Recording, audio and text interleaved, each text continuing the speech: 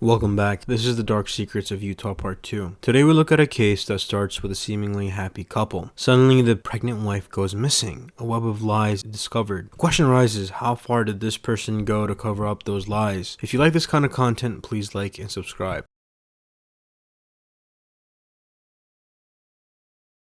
Mark and Lori Hacking were wed in 1999. They were known to be a Mormon couple in the community. Lori worked as a stockbroker's assistant. Mark was studying to become a doctor. Lori Hacking was also 5 weeks pregnant at the time. The couple planned on moving so that Mark could attend the University of North Carolina Chapel Hill School of Medicine. But all of this came to a halt when Lori Hacking disappeared. On July 19, 2004, Mark Hacking contacted Salt Lake City police at 10:07 a.m. to say his wife, Lori Hacking, hadn't returned from jogging early that morning. He phoned them again at 10:46 a.m. to report he had found Lori's car parked near the canyon where she had gone running. A search began with numerous volunteers stepping up to help. Mark seemed grateful for their assistance as he spoke in front of the television cameras that day. Mark was soon seen as a suspect because his story didn't add up. In between his 2 calls to them, he had said he was trying to find his wife. Instead, investigators learned he had been buying a new mattress. Police found Lori's purse, wallet, and car keys in the couple's apartment, as well as a hunting knife with blood on it.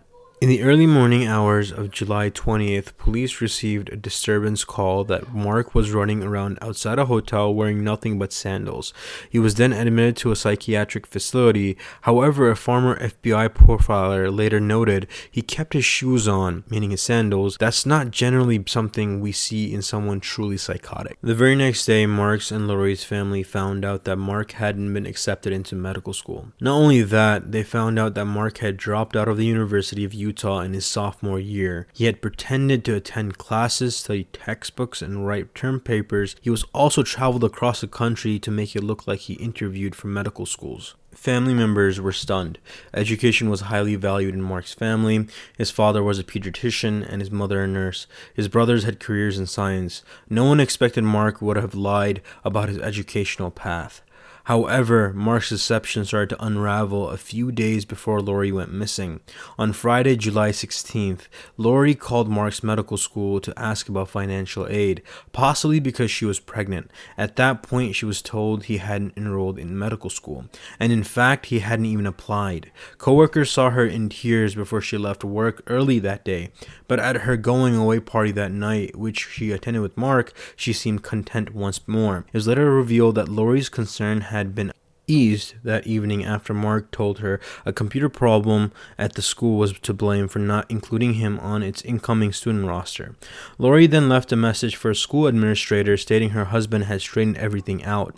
Because she contacted the school after 5 p.m. on the East Coast, no one would hear her message until Monday, when Lori was already dead. While Mark Hacking was still on a psychiatric hold, 2 of his brothers visited him, encouraging him to tell the truth. On July 24th, he confessed to them that on July 18, he and Lori had argued after he told her the truth about medical school. Later that night, he shot her while she slept, then put her body in a dumpster. The brothers shared the confession with Mark's attorney, who informed the police. Mark was arrested on August 2nd and charged with first-degree murder on August 9th. The police searched for Lori's remains at a municipal landfill until they were discovered 2 months later. On April 15, 2005, Mark pleaded guilty to first-degree murder as Lori's remains were too decomposed to verify her pregnancy. Mark did not face the death penalty.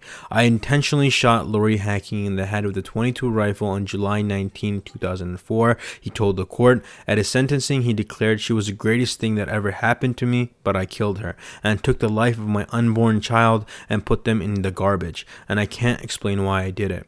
Mark was sentenced to a minimum of 6 years in prison, the legal guideline at the time, but will not be considered for parole before 2035.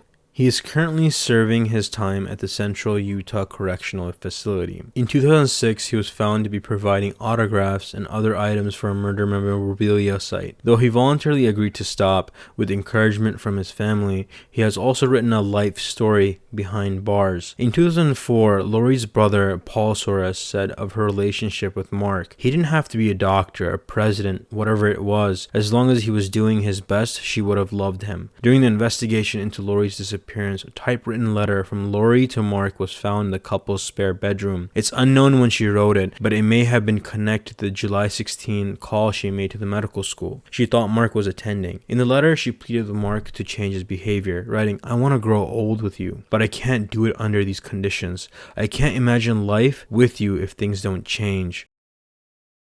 My condolences go out to Lori's family. Lori definitely loved Mark very, very much. To think that a man that was loved this dearly would take the life of his wife and his unborn child. It truly is a scary world out there, and the people that we truly care for may be the ones who end up hurting us the most. Once again, be careful, be safe, be aware.